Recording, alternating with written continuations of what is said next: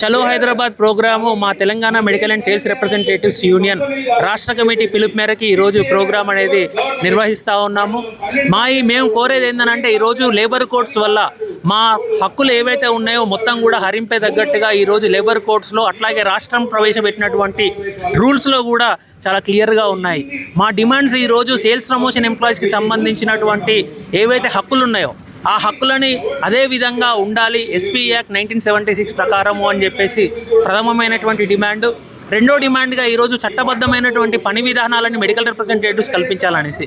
వేలాది మంది pharmaceutical companies ఈరోజు ఫార్మా రంగంలో ఉన్నాయి.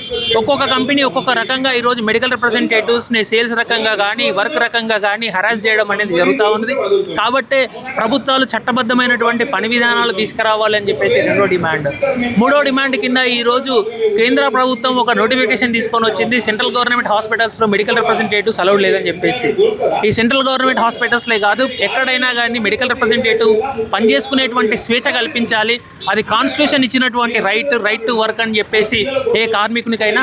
అదే కాకుండా drugs and magic remedies objectionable act ప్రకారము మెడికల్ డీటెయిలర్ వెళ్ళి డాక్టర్కి చెప్తేనే డాక్టర్ ప్రిస్క్రైబ్ చేయాల్సినటువంటి పరిస్థితి ఉంది.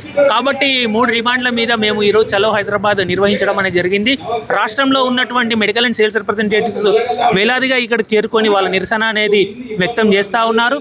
మా కోరికలు ఏవైతే ఉన్నాయో అవి నెరవేరేదాకా కూడా ఇంకా ఉద్యమం ఉధృతం రాబోయే రోజులలో చేసేటువంటి పరిస్థితి ఉంటుంది. ధన్యవాదాలు.